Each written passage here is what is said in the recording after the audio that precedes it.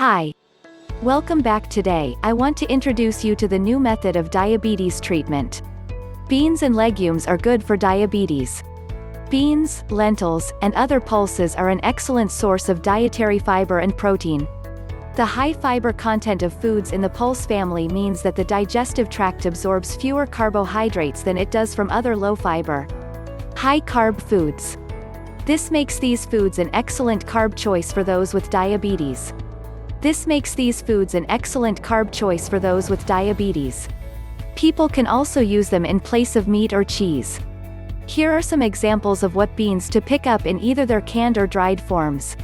Black beans, lentils, white beans, chickpeas, kidney beans, pinto beans. Dried beans and pulses may need soaking overnight and boiling for several hours before a person can use them. Check the instructions for whichever one you buy.